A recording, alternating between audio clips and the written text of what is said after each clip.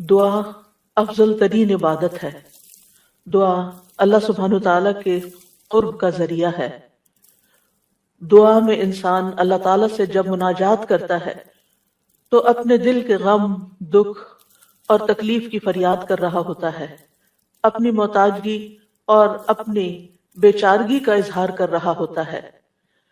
ساری بڑائی اللہ سبحانہ تعالیٰ کے لیے ہے، اور بندہ تو کمزور ہے، بندہ تو محتاج ہے، فقیر ہے، ضرورت مند ہے۔ ہم اپنی زندگی کے ہر مرحلے میں دعاؤں کے محتاج ہوتے ہیں۔ اللہ سبحانہ تعالیٰ سے مانگنا کبھی ختم نہیں ہوتا، ہر حال میں مسلسل جاری رہتا ہے۔ یہ اپنے رب کے ساتھ ایک دلی تعلق کا نام ہوتا ہے۔ اس لیے جب ہم یہ محسوس کرتے ہیں کہ ہمارا رب قریب ہے، ہمارا رب ہمیں جواب دیتا ہے، تو پھر ہمیں زیادہ سے زیادہ دعا کرنے کا شوق پیدا ہوتا ہے ہمارے اندر، اور ہمیں زیادہ سے زیادہ اس بات کی طلب اور تڑپ ہوتی ہے کہ ہم اپنے رب سے خوب خوب مانگیں۔ تو ہمارا رب ہمارے قریب ہے، ہمارا رب ہماری پکار کا جواب دیتا ہے۔ ارشاد باری تعالیٰ ہے، ان ربی قریب مجیب۔ اس کو پورے احساس کے ساتھ، شوق کے ساتھ، محبت کے ساتھ کہیں، ان ربی قریب مجیب، پورے یقین کے ساتھ، تاکہ آپ کی دعاؤں کے اندر ایک اثر پیدا ہو جائے، دعائیں قبول ہو جائیں۔ دعا مانگنے کے آداب میں سے یہ ہے کہ انسان سب سے پہلے اللہ سبحانہ تعالیٰ کی حمد و ثنا بیان کرے۔ ابن مسعود رضی اللہ عنہ کہتے ہیں، جب کوئی آدمی اللہ سے سوال کرنے کا ارادہ کرے، یعنی دعا مانگنے کا ارادہ کرے، نیت کرے، تو پہلے وہ اللہ کی ایسی حمد و ثنا بیان کرے جو اس کے لائق ہے، پھر نبی صلی اللہ علیہ وسلم پر درود بھیجے، اس کے بعد دعا کرے۔ تو گویا پہلے اللہ تعالیٰ کی تعریف، پھر درود شریف، اور پھر اپنی حاجت اور اپنا سوال۔ بس اس طرح کرنے سے ممکن ہوگا کہ وہ کامیاب ہو جائے، یعنی اس کی دعا پوری ہو جائے۔ مسند احمد کی ایک روایت میں آتا ہے، رسول اللہ صلی اللہ علیہ وسلم نے ایک آدمی کو نماز میں دعا کرتے ہوئے سنا کہ اس نے نہ اللہ عز و جل کا ذکر کیا اور نہ ہی نبی صلی اللہ علیہ وسلم پر درود پڑھا، یعنی جو آخر میں ہم اتحیات میں پڑھتے ہیں۔ تو رسول اللہ صلی اللہ علیہ وسلم نے فرمایا، اس نے جلد بازی سے کام لیا۔ پھر اسے بلایا اور اسے اور دوسروں سے فرمایا، جب تم میں سے کوئی شخص نماز پڑھے تو پہلے اپنے رب کی تعریف و ثنا کرے۔ تو ہم نماز شروع کرتے ہیں اللہ اکبر کہہ کر، تو سب سے پہلے ہاتھ باندھ کر کیا کرتے ہیں؟ سبحانک اللہم و بحمدک و تبارک اسمک و تعالی جدک، اللہ تعالیٰ کی تسبیح بیان کرتے ہیں، حمد کرتے ہیں، اللہ تعالیٰ کی بڑائی بیان کرتے ہیں۔ اس کے بعد سورۃ الفاتحہ پڑھتے ہیں تو وہاں بھی اللہ تعالیٰ کی سب سے پہلے حمد و ثنا کرتے ہیں، اللہ تعالیٰ کی صفات کا ذکر کرتے ہیں، پھر اس کے بعد دعا مانگتے ہیں۔ اسی طرح جب ہم نماز کا اختتام کر رہے ہوتے ہیں تو نماز کے اختتام پر بھی ہم اللہ تعالیٰ کی تعریف کے بعد پھر ہم درود شریف پڑھتے ہیں، اور نماز کے بالکل آخری حصے میں پھر جتنی چاہیں دعائیں مانگیں، پھر دعائیں قبول بھی ہوتی ہیں۔ تو یہ نماز کے اینڈ پر، یعنی پہلے حمد و ثنا، اللہ کا ذکر، تسبیحات، جیسے رکوع میں تسبیح، اور پھر رکوع سے اٹھتے ہوئے اللہ تعالیٰ کی تعریف، اور پھر مختلف یعنی ارکان ادا کرتے ہوئے بار بار اللہ اکبر کا کہنا، اور پھر اس کے بعد یہ کہ جب سارے کام پورے ہو جاتے ہیں تو پھر اللہ تعالیٰ سے مانگا جاتا ہے کہ اللہ تعالیٰ تو ہمیں عطا کر۔ تو جس نے پہلے اپنے رب کی تعریف کی، پھر نبی صلی اللہ علیہ وسلم پر درود پڑھا، اور پھر اس کے بعد دعا کی، تو اس کی دعا قبول ہوگی۔ جہاں تک اللہ سبحانہ تعالیٰ کی تعریف کا، حمد و ثنا کا تعلق ہے، تو اس میں ہم قرآن مجید کی طرف اگر رجوع کریں تو سب سے بہترین ثنا اور دعا اور اللہ تعالیٰ کی تعریف کا آغاز سورۃ الفاتحہ سے ہوتا ہے۔ الحمد للہ رب العالمین الرحمن الرحیم مالک یوم الدین ایاک نعبد و ایاک نستعین اہدنا الصراط المستقیم صراط الذین انعمت علیہم غیر المغضوب علیہم ولا الضالین۔ سورۃ الفاتحہ اللہ تعالیٰ کی حمد و ثنا پر مشتمل سورت ہے۔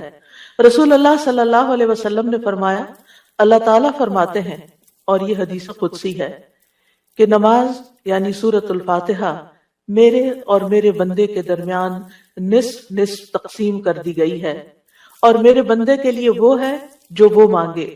جب بندہ الحمدللہ رب العالمین کہتا ہے تو اللہ تعالیٰ فرماتے ہیں میرے بندے نے میری حمد بیان کی۔ تو گویا سورۃ الفاتحہ میں سب سے پہلے ہم کیا کرتے ہیں؟ قرآن مجید کے آغاز میں الحمدللہ کہتے ہیں، تعریف سے بات شروع کرتے ہیں۔ پھر فرمایا اور جب وہ الرحمن الرحیم کہتا ہے تو اللہ تعالیٰ فرماتا ہے میرے بندے نے میری ثنا کی، یعنی میری تعریف بیان کی۔ اور جب وہ مالک یوم الدین کہتا ہے تو اللہ تعالیٰ فرماتے ہیں میرے بندے نے میری بزرگی بیان کی، یا فرماتا ہے کہ میرے بندے نے اپنے کام میرے سپرد کر دیے۔ اور جب وہ ایاک نعبد و ایاک نستعین کہتا ہے تو اللہ تعالیٰ فرماتا ہے یہ میرے اور میرے بندے کے درمیان ہے، اور میرے بندے کے لیے وہ ہے جو اس نے مانگا ہے، میرے بندے کے لیے وہ ہے جو اس نے mانگا ہے۔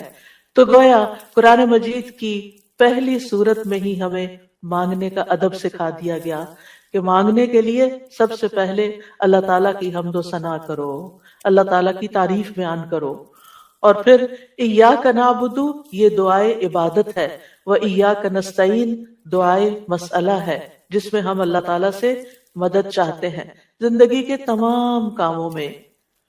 اور پھر جب بندہ اہدنا الصراط المستقیم آخر تک کہتا ہے تو اللہ تعالیٰ فرماتا ہے یہ میرے بندے کے لیے ہے، اور میرے بندے کے لیے وہ ہے جو اس نے مانگا۔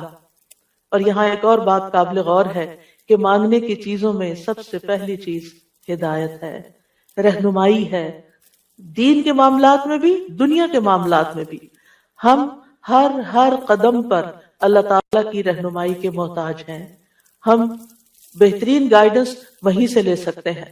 اور جب ہم دن کی ہر نماز کی ہر رکعت کے اندر اللہ تعالیٰ سے ہدایت مانگتے ہیں اور اللہ تعالیٰ ہماری دعا قبول کر کے ہماری رہنمائی کرتے ہیں، تو آپ سوچئے کہ زندگی کا یہ سفر کتنا خوبصورت ہو سکتا ہے، اور پھر اس کا اختتام کتنا خوبصورت ہو سکتا ہے، اور پھر اس کا انجام کتنا پیارا ہو سکتا ہے۔ لہٰذا اللہ تعالیٰ سے ہم سب ہدایت مانگتے رہیں۔ اور ویسے بھی آپ دیکھیں کہ سورۃ الفاتحہ پڑھنے کے بعد جو دعا کی جاتی ہے وہ دعا قبول ہوتی ہے، یعنی یہ قبولیت دعا کی بھی علامت ہے۔ ابن عباس کہتے ہیں کہ اس دوران کہ جبریل علیہ السلام نبی صلی اللہ علیہ وسلم کے پاس بیٹھے ہوئے تھے کہ اچانک انہوں نے اوپر سے ایک آواز سنی، تو آپ نے اپنا سر اٹھایا۔ جبریل علیہ السلام نے فرمایا کہ یہ آسمان کا ایک دروازہ ہے جسے صرف آج کے دن کھولا گیا ہے، اس سے پہلے کبھی نہیں کھولا گیا تھا۔ پھر اس سے ایک فرشتہ اترا تو جبریل علیہ السلام نے فرمایا یہ فرشتہ جو زمین کی طرف اترا ہے یہ آج سے پہلے کبھی نہیں اترا۔ پھر اس فرشتے نے سلام کیا اور کہا کہ آپ کو 2 نوروں کی خوشخبری ہے جو آپ کو دیے گئے اور آپ سے پہلے کسی نبی کو نہیں دیے گئے، ایک سورۃ الفاتحہ اور دوسری سورۃ البقرہ کی آخری 2 آیات۔ جب بھی آپ ان دونوں میں سے کوئی بھی دعائیا جملے پڑھیں گے، یعنی اہدنا الصراط المستقیم اور وہاں پر آمن الرسول کے آخر میں جو دعائیں آتی ہیں، تو آپ کو مانگی ہوئی چیز ضرور عطا کر دی جائے گی۔ تو اس لیے سورۃ الفاتحہ پڑھ کے بھی آپ دعا شروع کر سکتے ہیں، اور اسی طرح آمن الرسول جب پڑھیں اس وقت کی دعائیں بھی توجہ سے، اور اس کے ساتھ مزید دعائیں بھی، یعنی یہ دعا تو ہم مانگیں گے ہی اہدنا الصراط المستقیم۔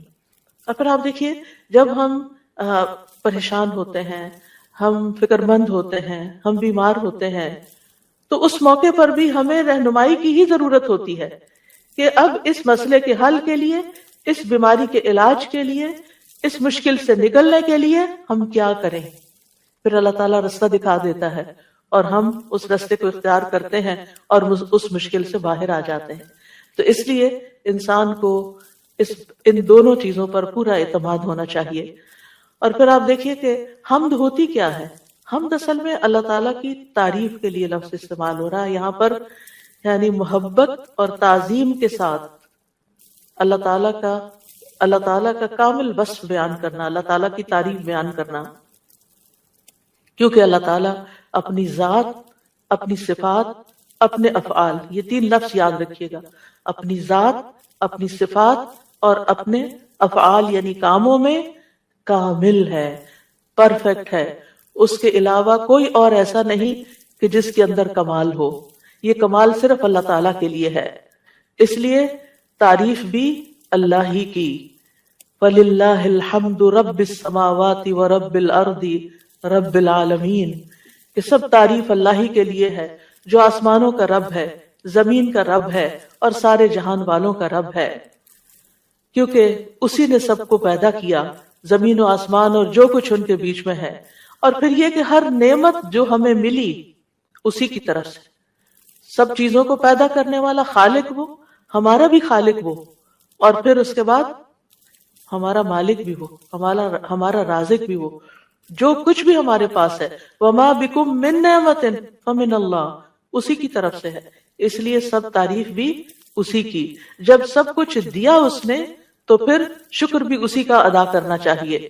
اور پھر آپ دیکھیے کہ ہدایت کا سبب جو کتاب اللہ ہے وہ بھی اللہ نے ہمیں دی، لہٰذا اس پر بھی اللہ تعالیٰ کی تعریف، تو اللہ تعالیٰ نہ صرف یہ کہ دنیا میں بلکہ آخرت میں بھی تعریف کا حقدار ہے۔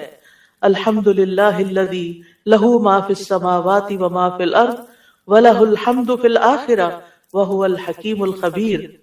سب تعریف اللہ کے لیے ہے جو کچھ آسمانوں میں ہے اور جو کچھ زمین میں ہے سب اسی کا ہے، اور آخرت میں بھی سب تعریف اسی کے لیے ہے، وہی کمال حکمت والا، ہر چیز کی خوب خبر رکھنے والا ہے۔ اور پھر اللہ تعالیٰ کی صفات کا جو ذکر ہے کہ کیوں نہ اس کی تعریف کی جائے، کیونکہ وہ تو مہربان ہے، رحمان اور رحیم ہے، اور اللہ تعالیٰ کی 100 رحمتیں ہیں جن میں سے صرف ایک اس دنیا کے لیے، باقی 99 آخرت کے لیے، اس لیے تعریف دنیا میں بھی اللہ کی اور آخرت میں بھی۔ اور پھر مالک یوم الدین بھی وہی ہے کہ جس دن ہمارے اعمال کا فیصلہ ہوگا، اس لیے تعریف اسی کی کہ اس نے یہ فیصلہ اپنے ہاتھ میں رکھا ہے، اور پھر ہم اسی کی عبادت کرتے ہیں۔ جس رب کی اتنی صفات ہوں پھر اس کی عبادت کیوں نہ کی جائے، اور اسی سے ہم مدد چاہتے ہیں، اور سب سے پہلے ہدایت چاہتے ہیں، اور پھر انعام یافتہ لوگوں میں شامل ہونا چاہتے ہیں، ان لوگوں میں نہیں جن پر رب ناراض ہے، اور ان میں بھی نہیں کہ جو بھٹکے ہوئے لوگ ہیں۔ تو سورۃ الفاتحہ میں جہاں دعا کا ادب بیان ہو رہا ہے وہاں اللہ تعالیٰ کی صفات کا بھی ذکر ہے، کیونکہ فَلِلَّهِ الْأَسْمَاءُ الْحُسْنَى فَادْعُوهُ بِهَا، سب اچھے اچھے نام اللہ کے ہیں، لہٰذا ان ناموں کے ساتھ اس کو پکارو، یعنی اس کی صفات بیان کر کے، اس کی تعریف کر کے اس کو پکارو۔ نبی صلی اللہ علیہ وسلم جب صبح کے وقت اٹھتے تھے اور تہجد کی نماز شروع کرتے تھے تو اس وقت سب جو ہاتھ باندھ کر دعا پڑھتے تھے، یعنی اذا قام من اللیل یتہجد قال، اس وقت کیا پڑھتے؟ اللہم لک الحمد، اللہ سب تعریف تیرے ہی لیے ہے، انت قیم السماوات والارض ومن فیہن ولک الحمد لک ملک السماوات والارض ومن فیہن ولک الحمد انت نور السماوات والارض ولک الحمد انت الحق ووعدک الحق ولقاؤک حق وقولک حق والجنت حق والنار حق والنبیون حق ومحمد صلی اللہ علیہ وسلم حق والساعۃ حق۔ اس کے بعد دعا کرتے اللہم لک اسلمت وبک آمنت وعلیک توکلت وإلیک انبت وإلیک خاصمت وإلیک حاکمت فاغفر لی ما قدمت وما اخرت وما اسررت وما اعلنت انت المقدم وانت المؤخر لا الہ الا انت۔ یہ تھا آپ کی دعا مانگنے کا انداز، کتنی زیادہ پہلے اللہ تعالیٰ کی تعریف کی اور پھر اس کے بعد اپنا آپ اللہ تعالیٰ کے سپرد کیا، اور آخر میں جو سب سے زیادہ یعنی معصوم عن الخطا ہے نبی صلی اللہ علیہ وسلم، جن کی کوئی غلطیاں ہی نہیں، کوئی گناہ ہی نہیں، وہ کیا مانگ رہے ہیں؟ ایک چیز مانگ رہے ہیں، کیا؟ فاغفر لی ما قدمت وما اخرت وما اسررت وما اعلنت، اللہ تو مجھے بخش دے، میرے اگلے پچھلے پوشیدہ اور ظاہری گناہوں کو معاف کر دے، تو ہی پہلے تھا اور تو ہی آخر میں ہوگا، تیرے سوا کوئی معبود نہیں۔ نبی صلی اللہ علیہ وسلم کے تہجد کے وقت کی اس دعا سے ہمارے لیے سیکھنے کی کیا بات ہے کہ دعا کا ایک بڑا حصہ کس پر مبنی ہونا چاہیے؟ اللہ تعالیٰ کی تعریف پر مبنی ہونا چاہیے، لیکن ہم نے کبھی یہ دعا کا سلیقہ سیکھا ہی نہیں، اللہ تعالیٰ کی یہ تعریف کبھی اس طرح کی ہی نہیں۔ ہمیں صرف اپنا آپ ہی یاد رہتا ہے، صرف اپنے مسائل یاد رہتے ہیں، صرف اپنی پریشانیوں کا ذکر رہتا ہے. اللہ تعالیٰ کی حمد و ثنا ہم بھولے رہتے ہیں. اور پھر یہ کہ اللہ سبحانہ و تعالیٰ کی حمد و ثنا کا حق ادا نہیں ہو سکتا جتنی بھی ہم کریں. اس لیے جو اللہ کے پیارے بندے ہوتے ہیں وہ اللہ تعالیٰ کی حمد و ثنا میں زیادہ وقت لگاتے ہیں. تو آج سے جو سیکھنے کی بات ہے، جو ٹیک ہوم میسج ہے، وہ یہ کہ ہم اگر چاہتے ہیں کہ اللہ تعالیٰ ہماری مشکلات آسان کریں، ہمیں بخش دیں دنیا میں بھی اور آخرت میں بھی، تو پھر اللہ کی تعریف بیان کریں، اللہ کی توحید بیان کریں، اللہ تعالیٰ کی حمد بیان کریں، اللہ تعالیٰ کی تکبیر بیان کریں، اللہ تعالیٰ کی تسبیح بیان کریں. اور پھر ہم دیکھتے ہیں کہ قیامت کے دن اللہ تعالیٰ نبی صلی اللہ علیہ وسلم کو سفارش کرنے سے پہلے اپنی حمد سکھائیں گے. یعنی ایک تو دنیا کے دعائیں ہیں نا جو دنیا میں ہم مانگتے ہیں، اور آخرت میں اس بات کی دعا کہ اللہ تعالیٰ آپ حساب کتاب قائم کر دیں، یہ بھی ایک دعا ہوگی نا. یہ سفارش ایک دعا ہے، لیکن اس سفارش سے پہلے کیا ہوگا؟ یعنی قیامت کے دن جب لوگ پریشان ہوں گے، انبیاء کے پاس جائیں گے تو انبیاء ان کو آگے بھیجتے جائیں گے حتیٰ کہ لوگ محمد صلی اللہ علیہ وسلم کے پاس آئیں گے. تو حدیث میں آتا ہے کہ وہ کہیں گے تم سب محمد صلی اللہ علیہ وسلم کے پاس جاؤ، اللہ نے ان کے اگلے پچھلے سب گناہ معاف فرما دیے ہیں. تو وہ سب میرے پاس آئیں گے تو میں سب کو لے کر اللہ کی بارگاہ میں حاضر ہونے کی اجازت چاہوں گا. اجازت ملنے پر سجدے میں گر پڑوں گا. عاجزی دیکھیے، ہمبلنس دیکھیے. اور جب تک اللہ چاہے گا میں سجدے میں ہی رہوں گا. یعنی جتنا اللہ پسند کرے گا اتنی دیر میں جھکا ہی رہوں گا. ہمارے سجدے کیسے ہوتے ہیں؟ ٹھونگے مار رہے ہوتے ہیں اوپر نیچے، بس تھوڑی سی ایکسرسائز.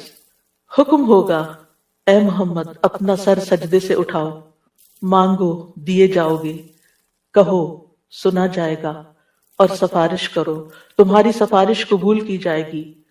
میں اپنا سر اٹھاؤں گا اور اللہ کی وہ حمد کروں گا جو مجھے اس کی طرف سے سکھائی جائے گی، اس دن سکھائی جائے گی، اور وہ حمد وہیں ملے گی اور ان الفاظ سے حمد کریں گے.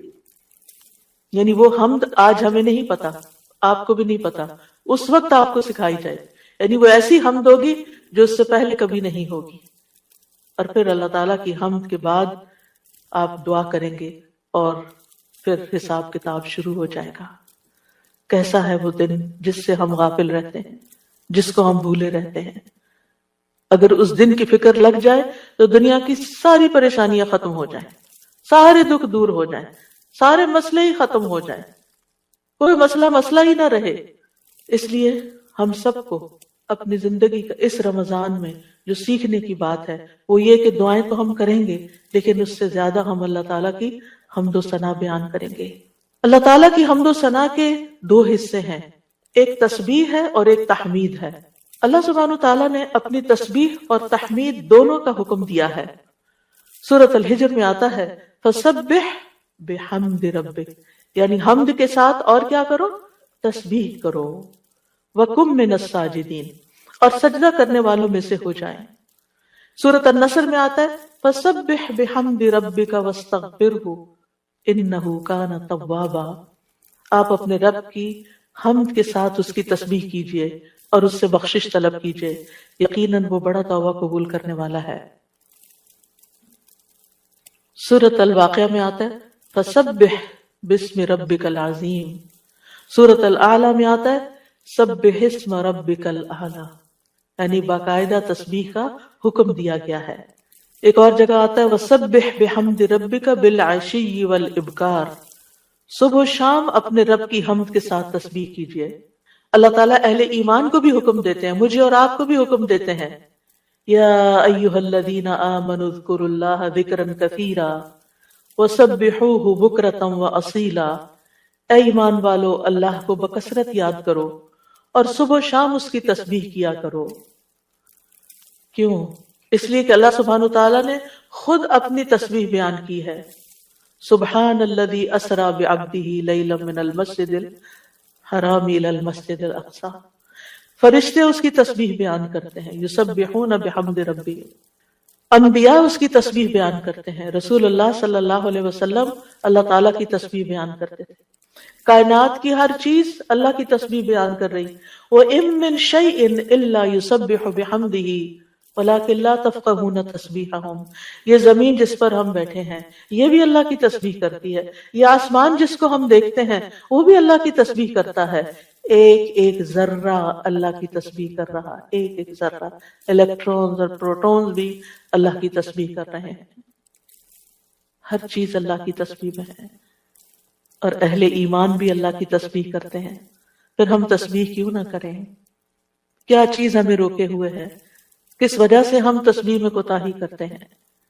ایک اور جگہ پر آتا ہے کہ تسبح لہ السماوات السبع والارض ومن فیہن، ساتوں آسمان اور زمین اس کی تسبیح کرتے ہیں اور جو بھی ان میں ہے، پرندے بھی اللہ کی تسبیح بیان کرتے ہیں، بجلی کی کڑک بھی اللہ کی تسبیح بیان کرتی ہے، داؤد علیہ السلام کے ساتھ پہاڑ اور پرندے بھی تسبیح کیا کرتے تھے، فرشتے بھی تسبیح کرتے ہیں، اور حاملین عرش اللہ سبحانہ وتعالیٰ کی ہر وقت تسبیح و تحمید میں لگے رہتے ہیں۔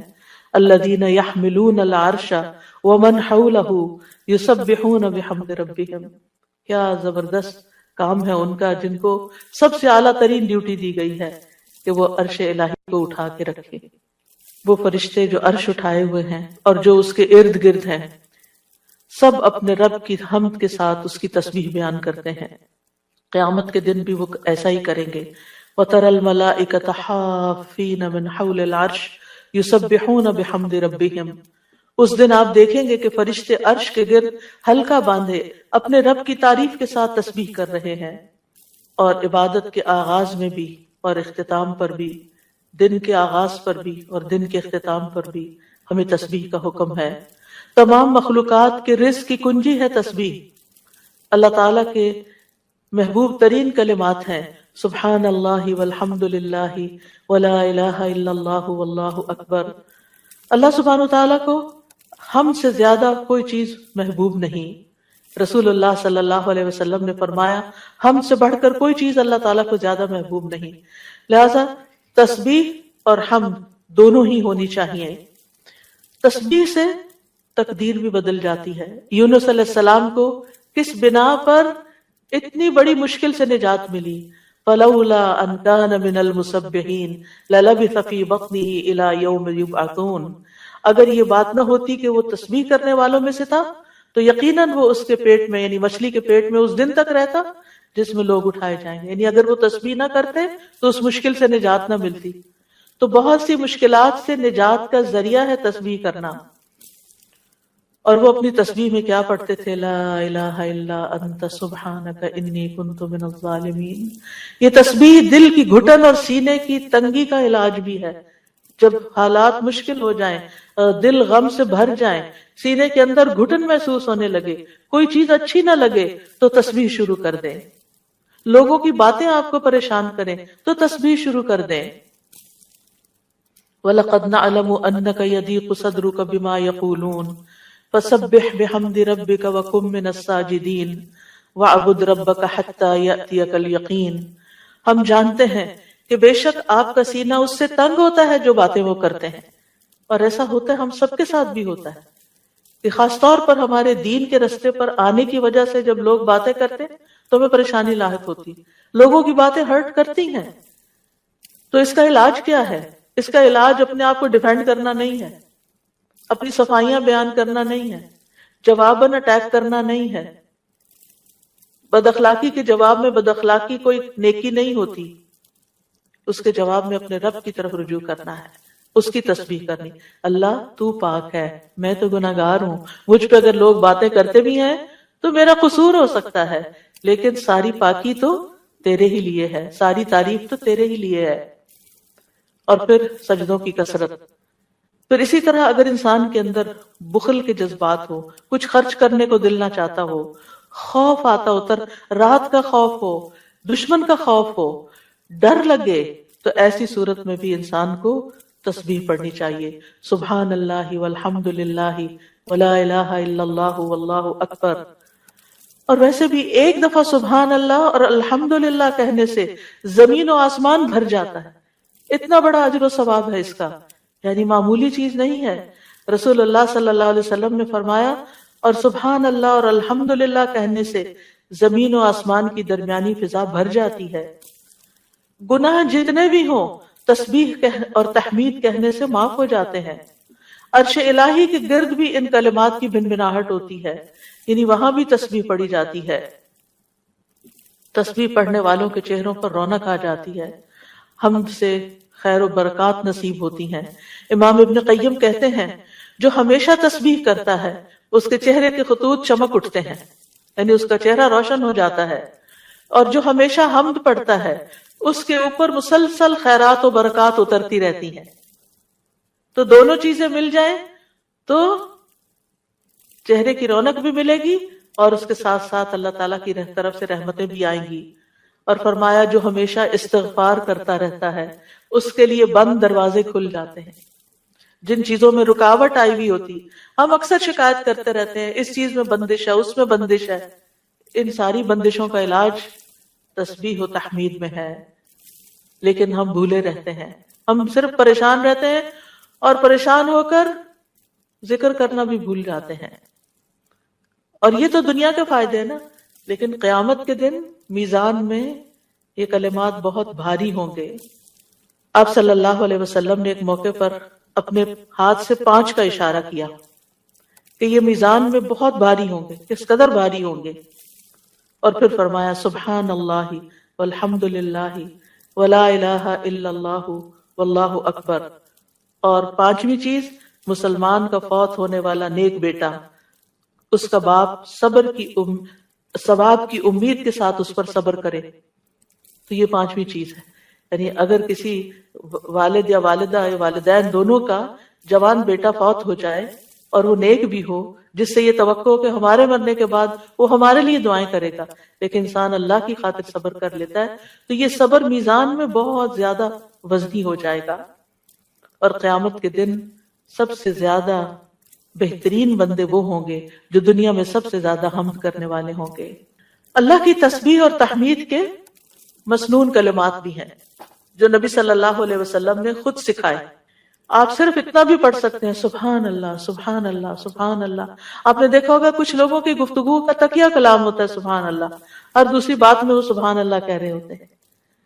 اور خاص طور پر سبحان اللہ سورج طلوع ہونے اور غروب ہونے سے پہلے 100 بار پڑھا جائے تو یہ 100 اونٹوں سے زیادہ بہتر ہے. پھر اسی طرح سبحان اللہ کا مطلب کیا ہے کہ اللہ تعالیٰ پاک ہے. کس چیز سے؟ ہر نقص سے اور ہر عیب سے، ہر شبیہ سے، ہر مثیل سے. یعنی اس کا نہ کوئی اس جیسا ہے، نہ کوئی اس کی مثال ہے، اور کوئی یعنی ہر ایک میں نقص ہے، صرف اللہ ہی کامل ہے. تو اس کے کمال کی وجہ سے، یعنی وہ کامل ذات ہے، اس کے اندر کسی قسم کی کوئی کمی نہیں، کوئی عیب نہیں، کوئی خرابی نہیں، کوئی نقص نہیں. تو ہم جب کہتے ہیں سبحان اللہ تو اللہ تعالیٰ کو ہر طرح کے نقص سے پاک قرار دیتے ہیں، اور اس کے کمال میں بھی کوئی نقص نہیں. یعنی اللہ سبحانہ وتعالیٰ میں کوئی عیب نہیں، اور پھر یہ کہ وہ کامل ہے اور اس کے کمال میں کوئی کمی نہیں، کچھ بھی کمی نہیں. یہ بھی تسبیح کا معنی ہوتا ہے. اور پھر یہ کہ اللہ سبحانہ وتعالیٰ ہر کمی سے، کوتاہی سے، اور ان سارے جھوٹے خیالات اور گمانوں سے جو لوگ اس کے بارے میں رکھتے ہیں ان سب سے پاک ہے. اور کوئی اللہ سبحانہ وتعالیٰ کی طرف ہم کوئی شر بھی منسوب نہیں کرتے. اللہ تعالیٰ ہر طرح کے شر سے بھی پاک ہے. تو یہ اللہ تعالیٰ کی بڑائی کا ایک کلمہ ہے. ایک شخص نے حضرت علی رضی اللہ عنہ سے پوچھا کہ سبحان اللہ کیا ہے؟ انہوں نے کہا یہ اللہ کی بڑائی کی تعظیم ہے. سبحان اللہ کلمہ توحید بھی ہے، ایمان کا رکن بھی ہے. ابن قیم کہتے ہیں تسبیح اللہ سبحانہ تعالیٰ کی ثنا اور تعریف ہے. یہ تعظیم پاکیزگی اور تنزیہ پر مشتمل ہے.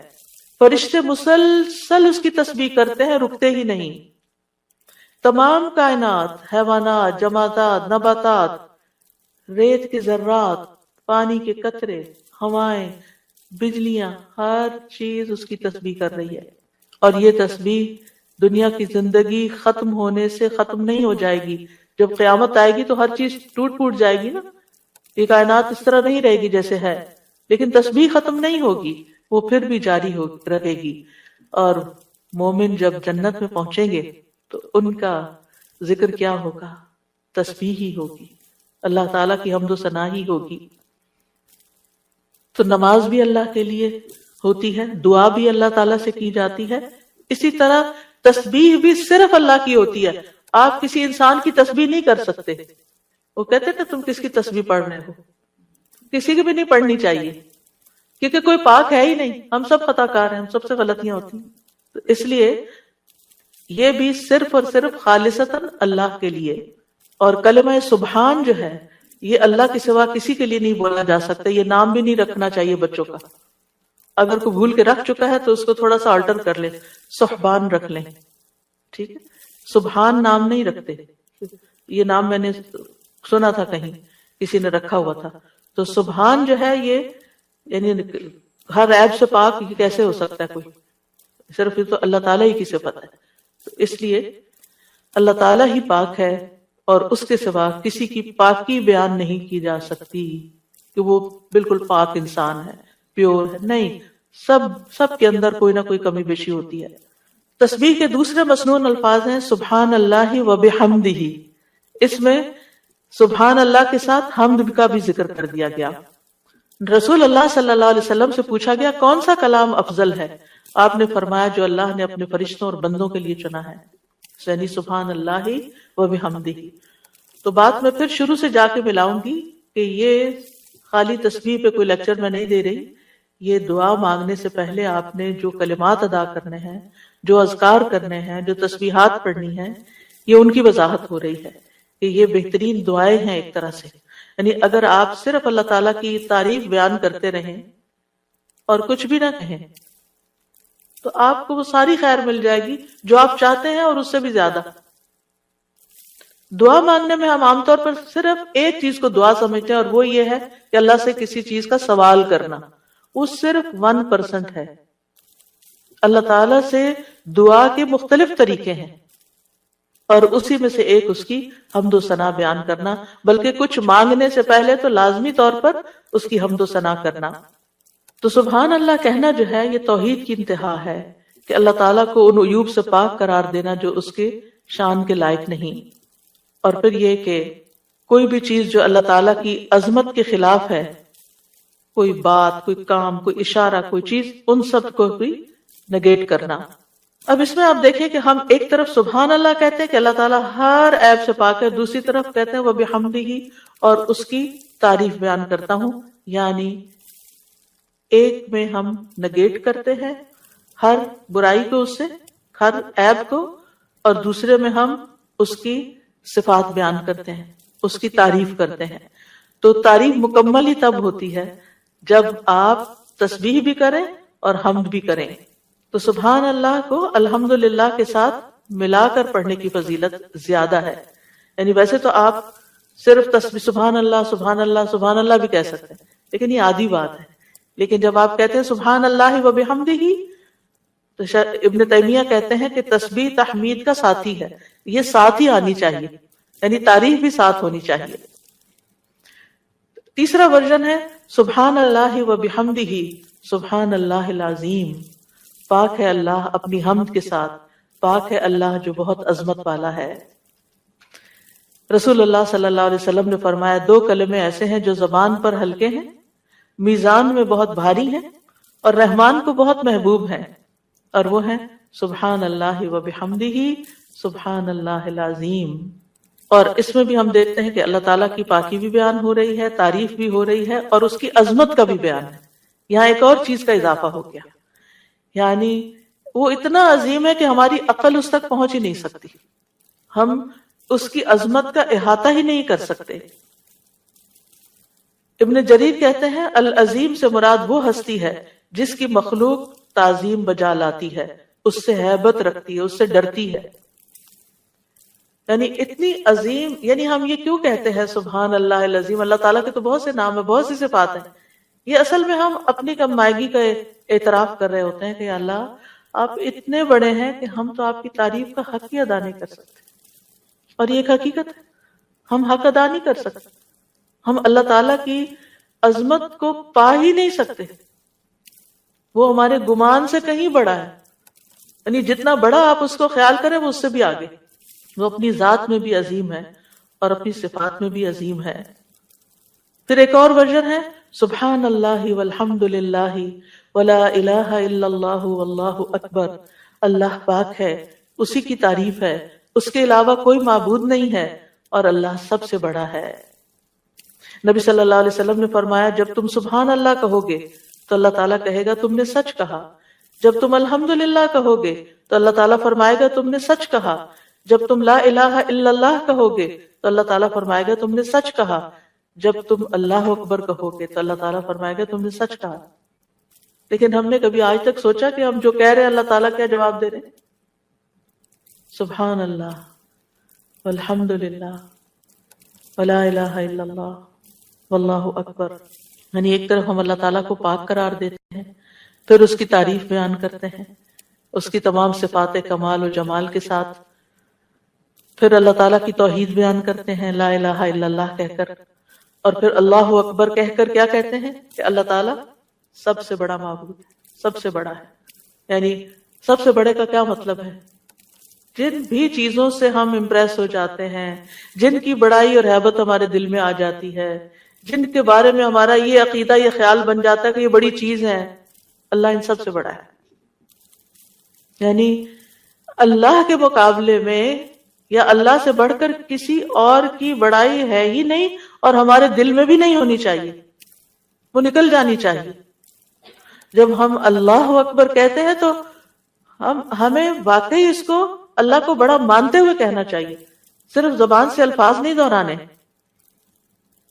یعنی بعض اوقات ہم کسی کے پاس بہت دولت دیکھتے ہیں یا سنتے ہیں کہ اچھا اتنا، ایسے کسی کے بارے میں وہ گزرتے گزرتے میں نے دیکھا کہ ان کے پاس فلاں چیز 500 کروڑ کی ہے، ان کا اچھا اب کتنے ہی لوگ ہوں گے کہ جو دیکھ دیکھ کے واو کر رہے ہوں گے کہ 500 کروڑ، اوئے ہوئے ہوئے۔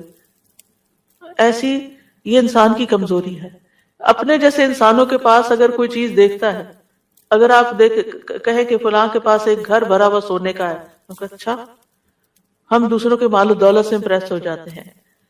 پھر اسی طرح ہم کسی کے علم، کسی کی ڈگریاں، اس کے پاس 4 PhD ہے، اچھا ہم متاثر ہو جاتے ہیں، فلاں اتنا بڑا، فلاں یونیورسٹی کا پروفیسر ہے، فلاں سائنٹسٹ ہے، فلاں شاعر ہے، فلاں ڈاکٹر ہے۔ یہ ساری چیزیں ہم جب اپنی عام کسی بھی مجلس میں بیٹھ کے آپ لوگوں کی گفتگو کو دیکھیں کہ وہ لوگوں کی بڑائی سے ان کے دل کتنے بھرے ہوئے ہوتے ہیں اور ان کی باتوں کو کتنے غور سے سنتے ہیں، پھر کیا ہم واقعی اللہ تعالیٰ کو بھی ایسی اہمیت دیتے ہیں؟ اور اسی عظمت کے احساس کے ساتھ ہم اللہ تعالیٰ کی تعریف کر رہے ہوتے ہیں، یہ صرف الفاظ دہرا رہے ہوتے ہیں؟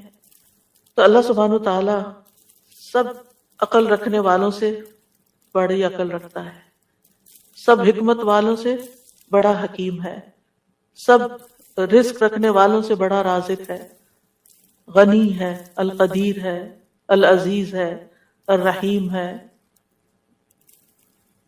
پھر ایک اور ورژن ہے تسبیح کا، سبحان اللہ و بحمدہ استغفر اللہ و اتوب الیہ۔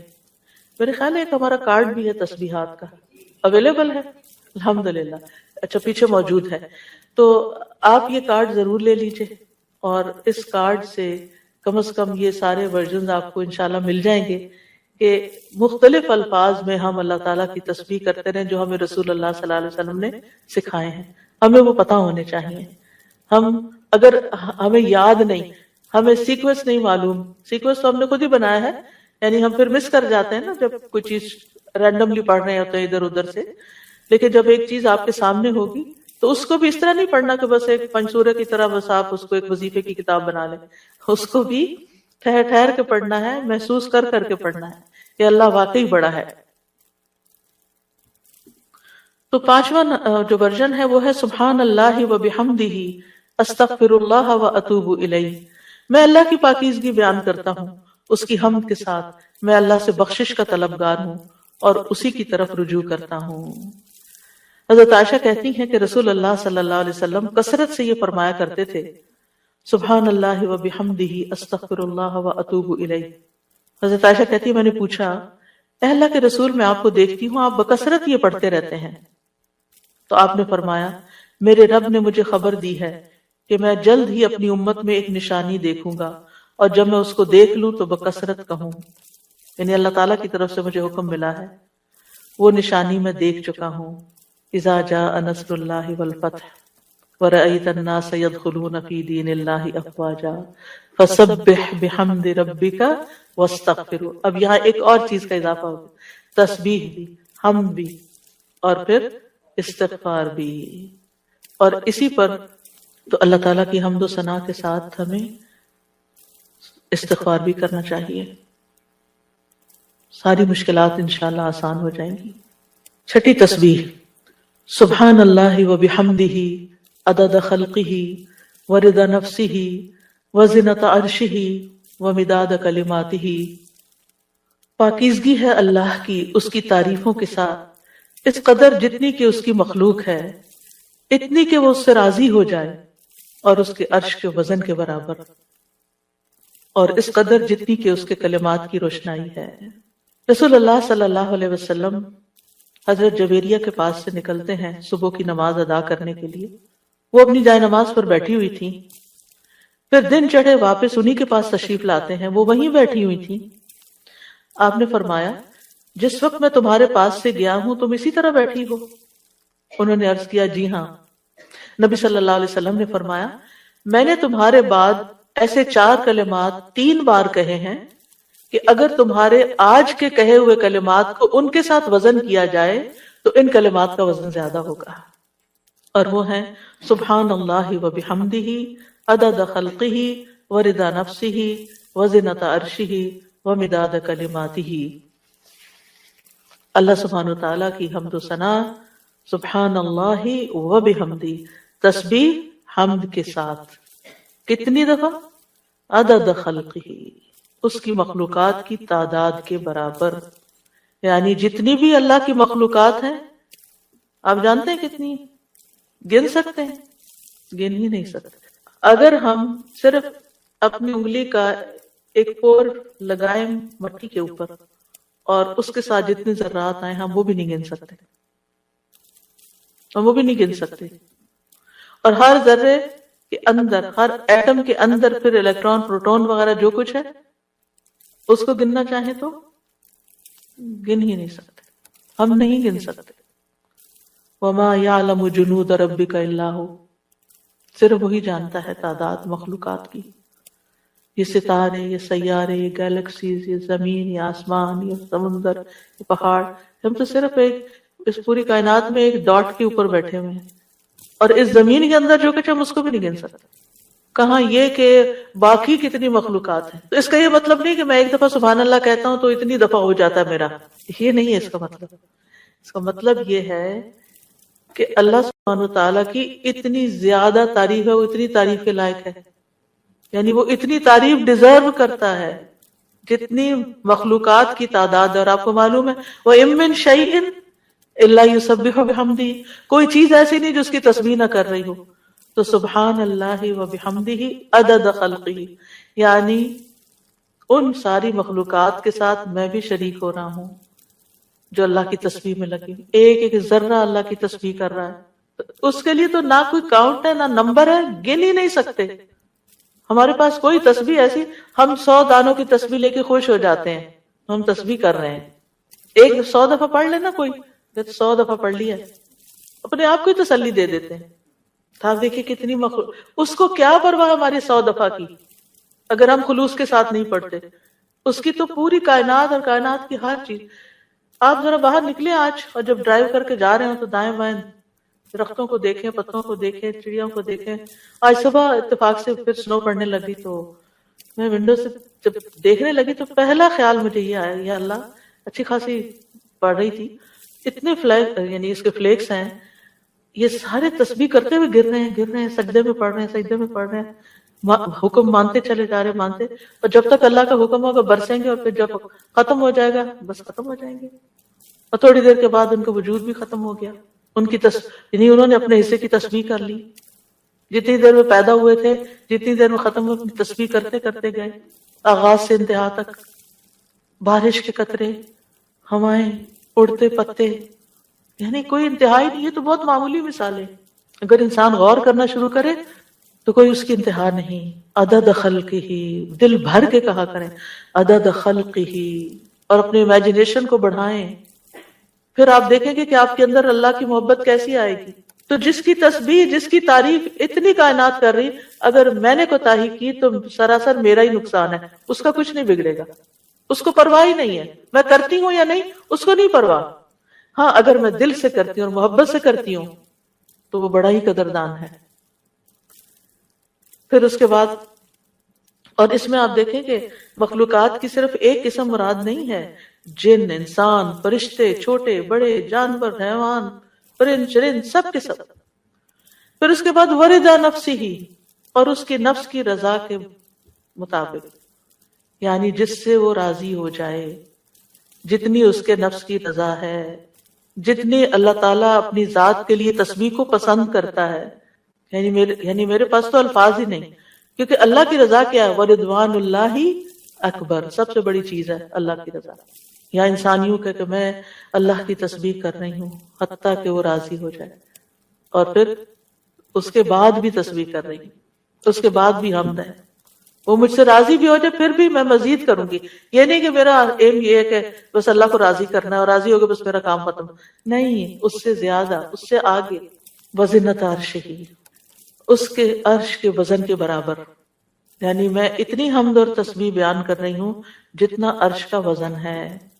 عرش ساری مخلوقات میں سے سب سے بڑی چیز ہے. وَهُوَ رَبُّ الْعَرْشِ الْعَظِيمِ. ابو درداء کہتے ہیں نبی صلی اللہ علیہ وسلم نے فرمایا، ابو ذر کہتے ہیں نبی صلی اللہ علیہ وسلم نے فرمایا، اے ابو ذر، کرسی کے مقابلے میں 7 آسمان اس طرح ہیں جیسے بیابان زمین میں کوئی چھلا پڑا ہوا ہو.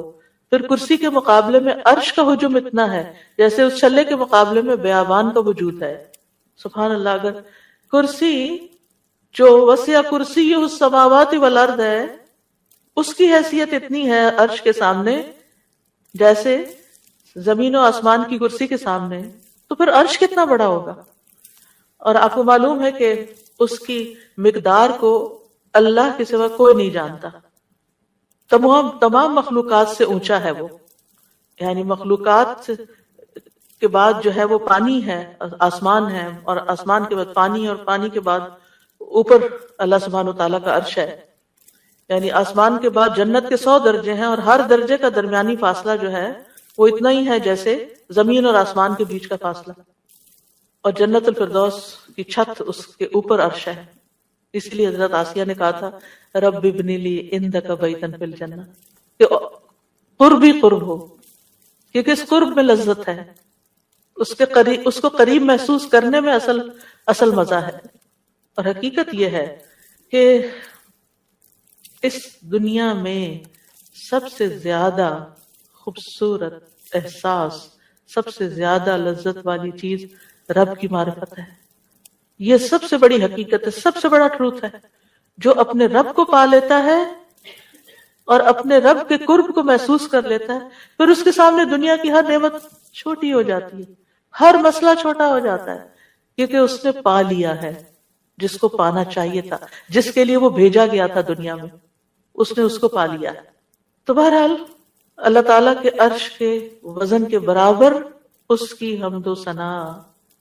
وَمِدَادَ كَلِمَاتِهِ، کلمات سے مراد اللہ کا وہ کلام ہے جس کے ساتھ اللہ نے اپنے رسولوں کے ساتھ کلام کیا، جو کتابوں کی شکل میں اتارا، جو اس کے لوح محفوظ میں ہے.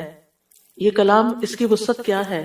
قرآن مجید میں آتا ہے قُلْ لَوْ كَانَ الْبَحْرُ مِدَادًا لِكَلِمَاتِ رَبِّهِ لَنَفِدَ الْبَحْرُ قَبْلَ أَن تَنفَدَ كَلِمَاتُ رَبِّي وَلَوْ جِئْنَا بِمِثْلِهِ مَدَدًا. کہہ دیجئے اگر سمندر میرے رب کی باتوں کے لیے سیاہی بن جائے تو یقیناً سمندر ختم ہو جائے گا اس سے پہلے کہ میرے رب کی باتیں ختم ہوں، اگرچہ ہم اس کے برابر اور سیاہی لے آئے.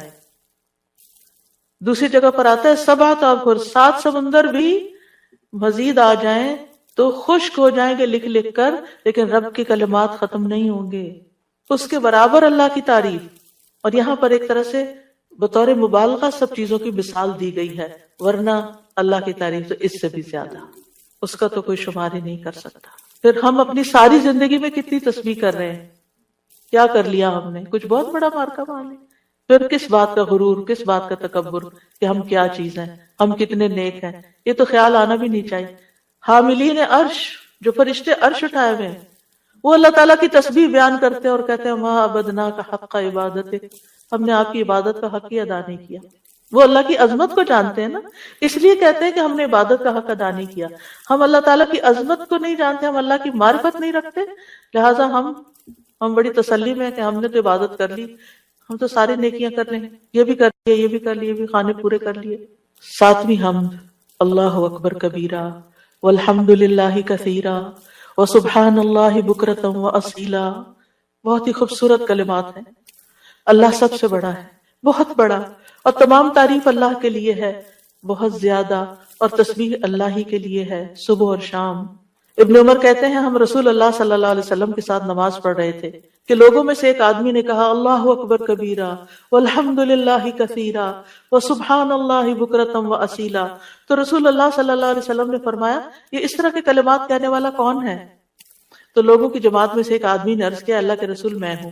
آپ نے فرمایا کہ مجھے تعجب ہوا کہ اس کے لیے آسمان کے دروازے کھول دیے گئے، یعنی ان کلمات کے لیے جو اس محبت اور شوق سے اس نے پڑھے۔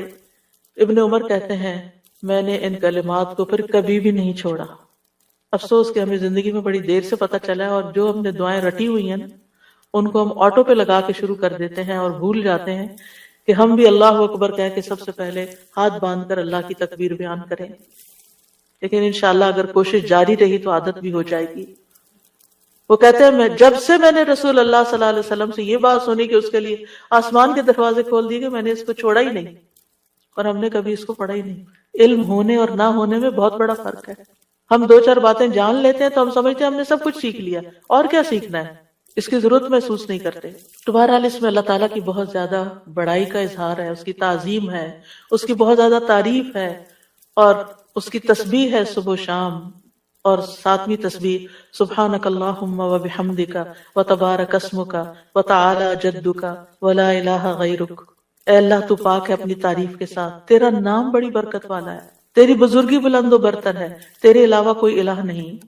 رسول اللہ صلی اللہ علیہ وسلم نے فرمایا بے شک اللہ کو سب سے زیادہ محبوب کلام یہ ہے کہ بندہ یوں کہے سبحانک اللہم وبحمدک وتبارک اسمک وتعالی جدک ولا الہ غیرک۔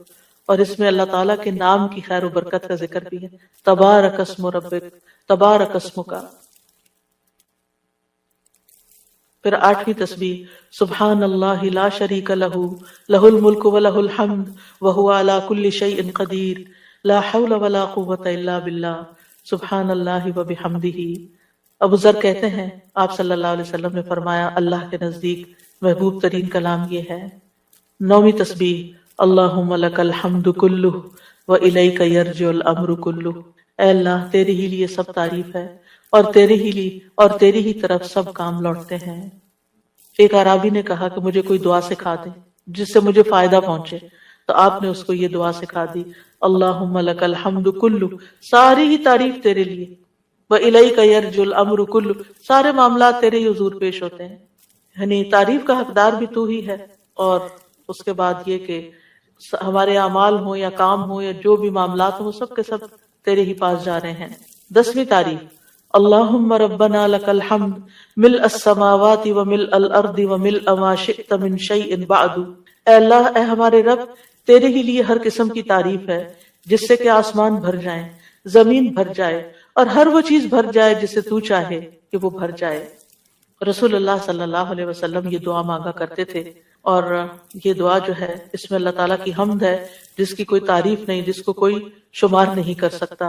اور پھر سبحان اللہ عدد ما خلق، آپ سب بھی پڑھیے میرے پیچھے، سبحان اللہ عدد ما خلق، سبحان اللہ ملء ما خلق، سبحان اللہ عدد ما فی الارض والسماء، سبحان اللہ ملء ما فی السماء والارض، سبحان اللہ ملء ما خلق، سبحان اللہ عدد ما احصا کتابہ، وسبحان اللہ ملء کل شیء۔ میں اللہ کی پاکیزگی بیان کرتا ہوں، ان چیزوں کی گنتی کے برابر جو زمین و آسمان میں ہیں، میں اللہ کی اتنی پاکیزگی بیان کرتا ہوں جس سے وہ چیزیں بھر جائیں جو آسمان و زمین میں ہیں۔ کیا کہا؟ اتنی پاکیزگی بیان کرتا ہوں کہ جس سے ہر وہ چیز بھر جائے جو آسمان اور زمین میں ہے۔